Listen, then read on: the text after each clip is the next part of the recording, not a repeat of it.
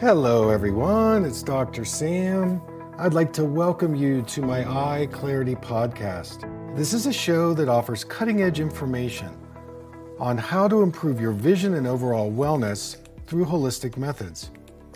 I so appreciate you spending part of your day with me. If you have questions, you can send them to hello@drsambyrne.com. Now, to the latest EyeClarity episode.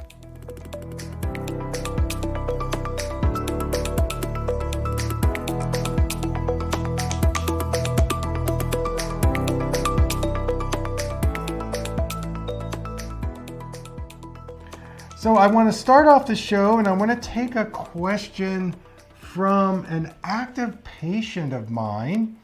And she writes and says, I had the second cataract surgery on the left eye on June 15th of this year. Well, let me give you a little backstory. This is a person who I have been working with in vision therapy for many years and helped her finally navigate the surgery maze, and she had cataract surgery on her right eye, which was super successful. So, sometimes folks, you do need cataract surgery, and there are ways that you can navigate it so that you have a very successful positive outcome. So that's a little backstory. So her right eye was already done. It's about her left eye. So she had the surgery and she went back for an immediate follow-up. And while reading the eye chart, she noticed that something was not there before. Not ever. And what she noticed was that when she read the chart with the left eye, that's the eye that she just had the intraocular lens put in, that there was a blank spot. And she found this, of course, very troublesome. And this seemed to happen when she was reading the smaller letters of the eye chart. And basically, the ophthalmologist then did an OCT on her and found that she has the beginning signs of macular degeneration. So let's get this straight. She had the cataract surgery in the right eye. Everything went well. She had cataract surgery in the left eye, and the next follow-up, they diagnosed her with macular degeneration. So, of course, she's very concerned about that. So I want to address that issue. She also said that another issue she has with the left eye is that this is the eye that she had the surgery on, that her eye feels heavy since the surgery, and it makes her tired. And she's concerned about this.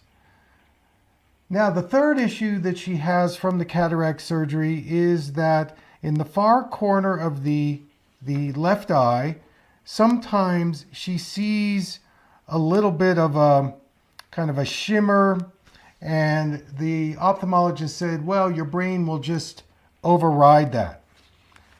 Okay, so let's address these issues because there's a lot of people out there that get cataract surgery, and sometimes these kinds of things come up. So first, let's address the new diagnosis, macular degeneration.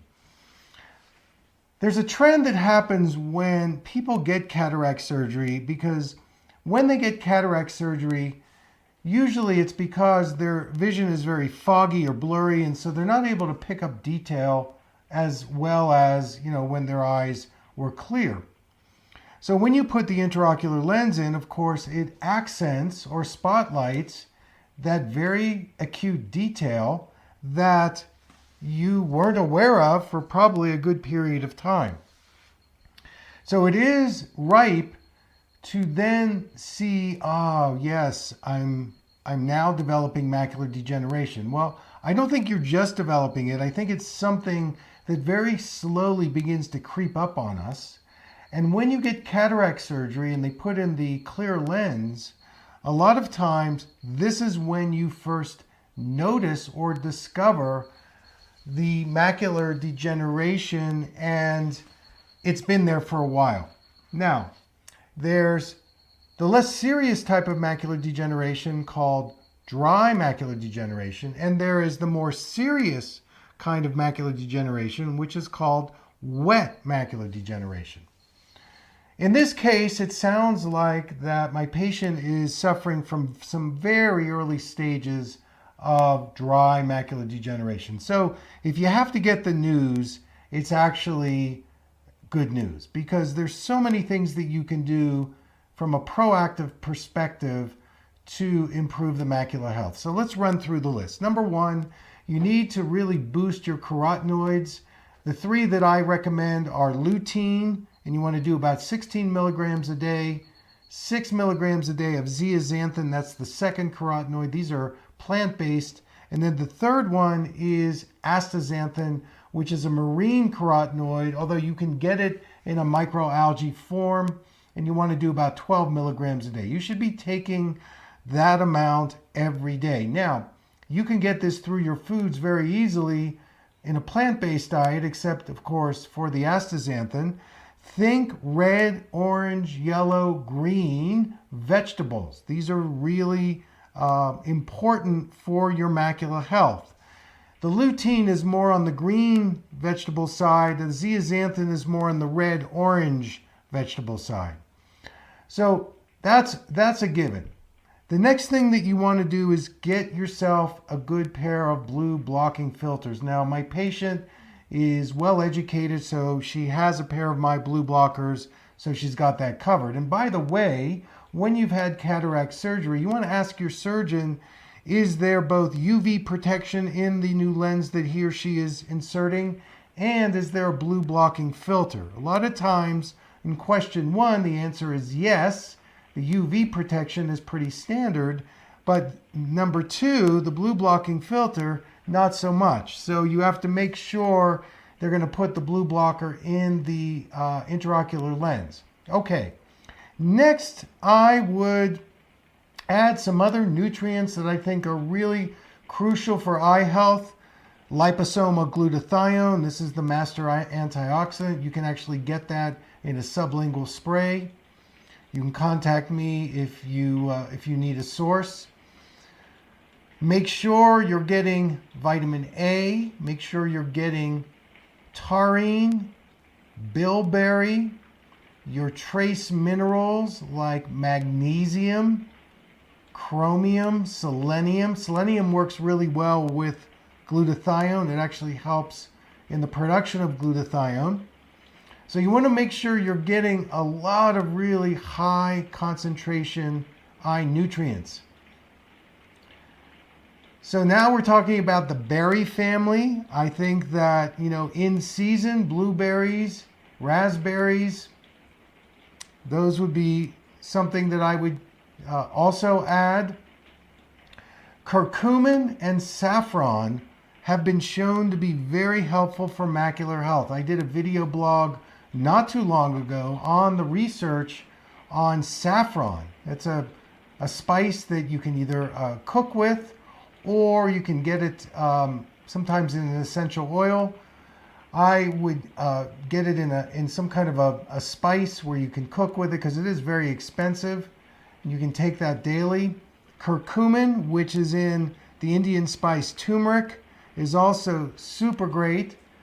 Obviously, inflammation is an issue, so anything that you can do to reduce inflammation in your body, eating more of an anti-inflammatory diet, is really helpful. I like the Mediterranean diet. It's a nice middle of the road, especially if you do eat, animal products.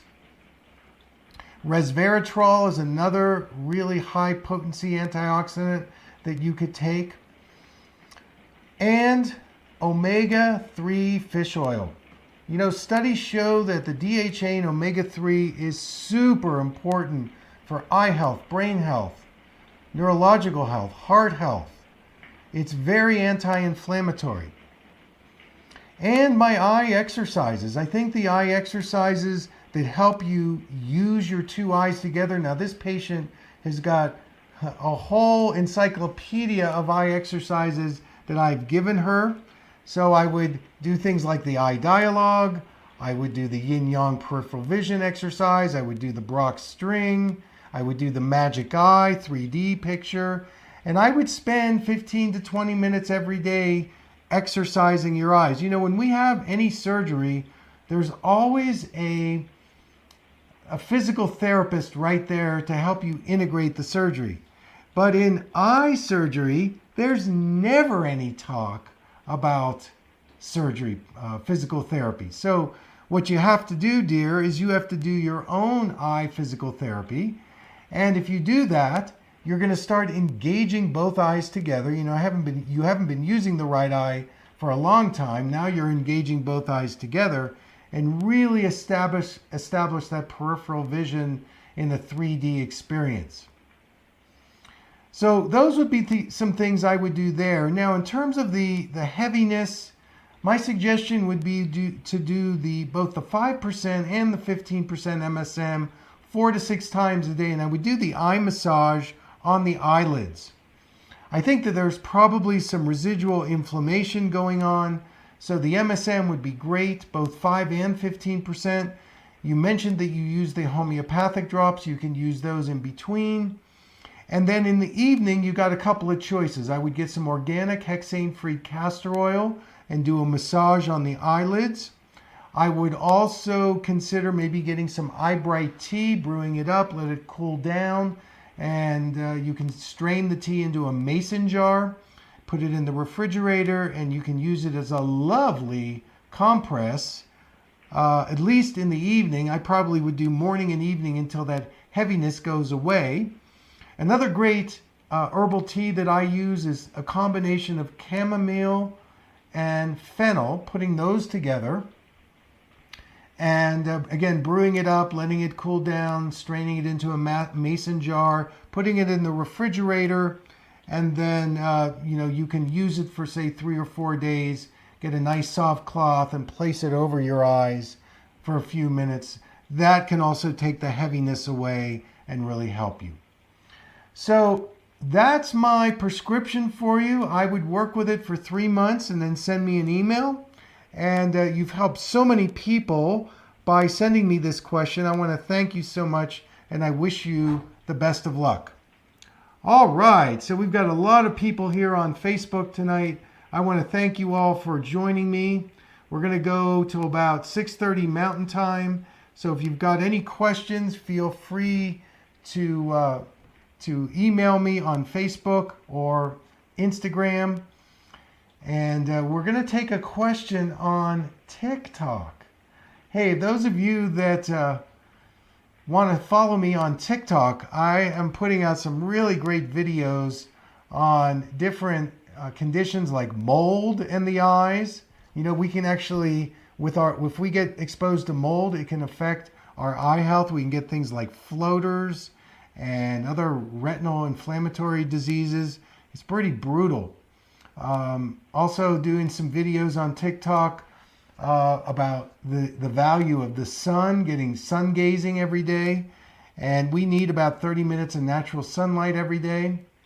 So anyway, follow me on TikTok. I've got some really cool videos on there. All right. So on TikTok, this is a short question.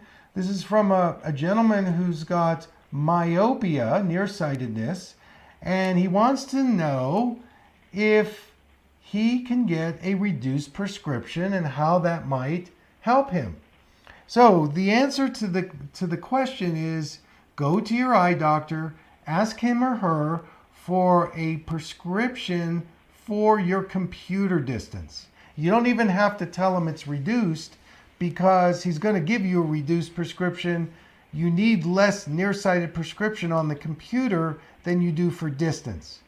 And so the idea is that you're going to get that prescription, and you can start wearing it beyond the computer, like indoors, take walks with it, and make a comparison between the computer glasses, which are going to be weaker, and your distance driving glasses, which are going to be stronger and tighter. And you're going to notice in a very short period of time that your computer prescription feels really relaxing.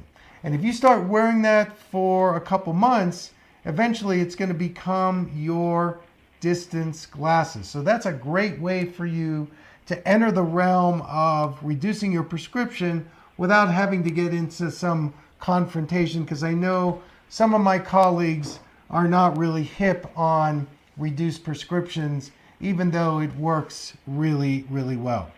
All right, let's come back to Facebook. We have D on the line. D says, I have AMD. Will I be able to rewatch this since I didn't catch all of your info? Well, D, the great news is this, that my production team is recording this, so it's going to be on one of my podcasts that's going to be coming up. So you can find me on Spotify or iTunes or just my website. Probably in the next week or two, I will have this up as a podcast, and we will also put it up on Facebook, Instagram, and YouTube. So you'll be able to rewatch it.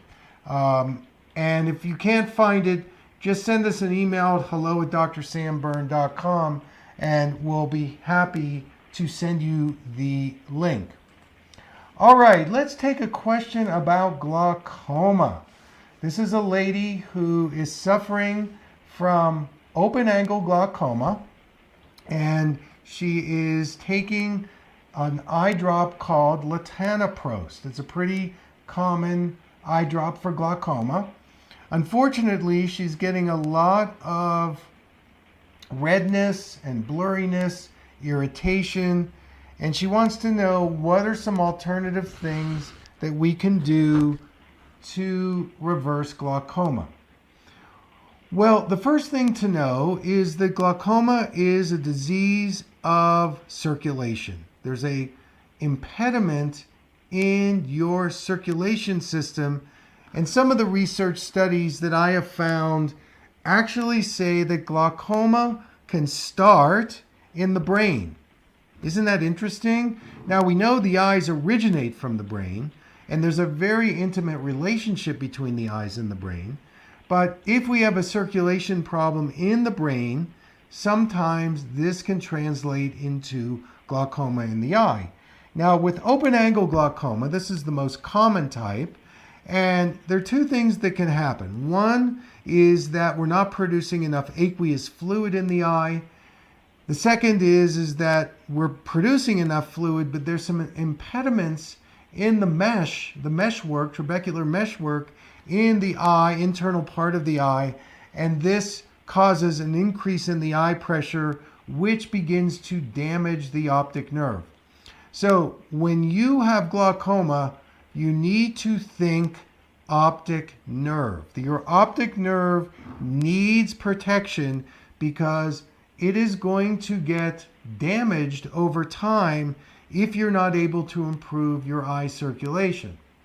And the eye drops, the pharmaceutical eye drops, are symptom-based. They're not really treating the cause, and honestly, they don't work that well. A lot of people start off with the eye drops, and then they need to get some kind of laser procedure. So what I'm going to spell out to you, what I'm going to lay out to you, are some things that you can do proactively to begin to treat the causes. So, simply said, in protecting the optic nerve likes three components. Actually, it likes more, but these are the top three. Number one, omega-3 fatty acids. You got to boost those. Get a very high quality omega-3. I would suggest there's a company called Metagenics, and they have an Omegagenics omega-3. I would get the 1000. This particular dose would be great for you, and I would probably be doing 2,000 to 3,000 milligrams a day as a way to protect your optic nerve health. Number two, there's a amino acid that I have put in my eye vitamin that is really critical for optic nerve health, and that is taurine. Taurine is an amino acid, really important for optic nerve health. And number three, my top three, the third is Ginkgo. Ginkgo has been shown in low dose, you don't need to take a large dose, but in low dose to help improve eye circulation. So those would be some things I would do to protect the optic nerve. Some other things I would consider would be, number one, bilberry. So bilberry is, of course, from the berry family. It's got something in it called flavonoids, which protect the retina against oxidative stress. So the last question, where we were talking about the patient of mine who had cataract surgery, bilberry is important because it does protect the retina against oxidative stress. And when we start getting oxidative stress, then we get free radical damage, and this begins to damage our very sensitive eye tissue. Next, I would consider coenzyme Q10. This is not talked about in the eye care field, but CoQ10 is it's an essential cofactor, and it helps in the production of mitochondria. So mitochondria are those energy-producing organelles in all of our cells, but especially in the eyes, and they help produce ATP, which can help take out the recycling bin. In other words, get rid of free radical damage, oxidative stress. Again, if you're suffering macular degeneration or glaucoma, I would consider CoQ10 maybe somewhere around 200 milligrams per day. Again, you can check with your physician, make sure you're okay to do that. Again, I want to circle back to Ginkgo. I think for glaucoma, Ginkgo extract is wonderful. It's got something in it called polyphenols. Polyphenols, again, have demonstrated a neuroprotective effect on our retinal ganglion cells. So if you suffer, again, macular degeneration, cataracts, glaucoma, any retinal dystrophies, diabetic retinopathy, I would consider maybe somewhere around 150 to 200 milligrams a day of Ginkgo. That's very, very helpful in terms of your vascular health. My number 4 go-to for glaucoma is something called alpha lipoic acid. This is also an essential cofactor. It supports cellular energy production. It is a super powerful antioxidant. It is great for optic nerve health. You know, I've used it for people that have optic neuritis, which is a inflammation of the optic nerve, papilledema, glaucoma. So alpha lipoic acid is another one. I would recommend somewhere around 200 to 300 milligrams a day of alpha lipoic acid. And my number 5 in glaucoma would be curcumin. Now, I talked a little bit about curcumin. This is a very bright yellow pigment, and it is from the turmeric root. You know, one of the things I like to do every morning, I make a morning smoothie. I have a Vitamix, and I get fresh turmeric root, little turmeric root and ginger root in my Vitamix, along with medicinal mushrooms and kale and maybe a little grapefruit and lime. You know, some other things like celery and cucumber, and I use either a matcha green tea or a medicinal mushroom tea like chaga, and I grind that up, and that is a great morning cocktail. And so curcumin is one of the things I've discovered that is super helpful for any kind of retinal degeneration, whether it's macula, retina, optic nerve. You know, down the road, they're talking about actually producing a curcumin eye drop that would be used for glaucoma. I actually reported on a study. This was from Europe, and it's not there yet, but it's coming. And to be able to get a curcumin eye drop, to me, would be amazing. There is a product on the market that combines liposomal curcumin with resveratrol. So that could be a supplement that you could use for, you just have to Google it, but the combination of curcumin and resveratrol are very, very, very effective at this neuroprotective agent in our retina. Because you know what? We're on screens all day. And it's like going to a tanning salon, but instead of you're done with the tanning salon in 5 to 7 minutes, you're being exposed to this damaging blue light from the time you wake up in the morning and turn on your phone to before you go to bed and you're reading your iPad, Kindle at bedtime. So it's important for you to really boost your antioxidants because you only get 2 eyes, and if they, if they start failing you, this is where, if you go down the allopathic eye care slide, it's very difficult to get off the Ferris wheel because once procedures start happening, you get things like, inflammation and scar tissue and things like that. So you want to avoid those things by being proactive. And let me say this, that I think lifestyle is such an important part to the puzzle. There's a lot of natural functional medicine doctors, health coaches that are talking about the importance of lifestyle, probably more than ever in this, pandemic energy that we're all influenced by. Get out and get some exercise, take a walk, improve your lymphatic health by walking 60 minutes a day at least, getting back into nature, get outside, minimize your blue light exposure, or if you're going to do blue light exposure, make sure you're getting your vitamin D3. Very, very, very important. All right, so in terms of this glaucoma question, I hope that this has been helpful. I want to thank you so much. It's great to have you. All right, I think we're going to do maybe one more question. And I really appreciate your comments, your interest. Thank you so very much.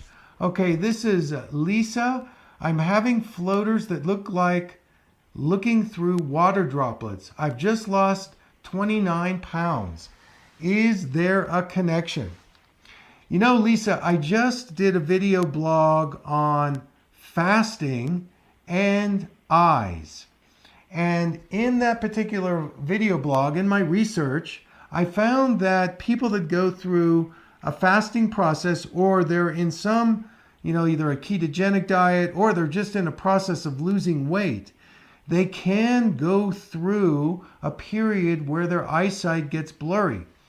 You probably know this, Lisa, but in Chinese medicine, what organ most influences our eyes? Yes, that's correct.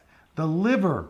And so if you're doing any kind of detoxing, losing weight, using the infrared sauna, doing coffee enemas, any of these things, the liver is probably going to be working hard at getting rid of all the toxicities that we are constantly being exposed to unless we do complete organic farmers market. We're really vigilant in what we're eating and putting into our bodies. So with the floaters, my suggestion would be to get my 15% MSM drops. Now, I'm not allowed to say that MSM drops and how they affect floaters, but go on my website and look at the reviews of my 15% MSM, and these are people who've had great success. What I can say about the 15% MSM is that it really supports your collagen health, and the vitreous is a collagen sac made of proteins, amino acids, and water. And if you're getting these kinds of water droplets in your vitreous, there's something going on in your collagen integrity. And this is a very common situation, so hydrate your eyes. I would consider my exercise the Palm Hum. You can find that on my website. And keep in touch with me, Lisa, and congratulations on taking charge of your health. So, ladies and gentlemen, the evening has become late. I'm going to need to go, but I want to thank you all for tuning in and making making this part of your day. And again, we will replay this on Facebook. I've got my production team. We have a video. We've got our podcast going. So you'll be able to watch and see this in a variety of different ways. I will be back next week. Please send me your questions if you've got them. I'm happy to interact with you. hello@drsamberne.com. Okay, everybody, until next time, have a good day.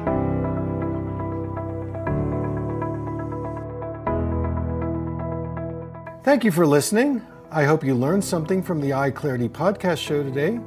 If you enjoyed the episode, make sure to subscribe on iTunes or Spotify and leave a review. See you here next time.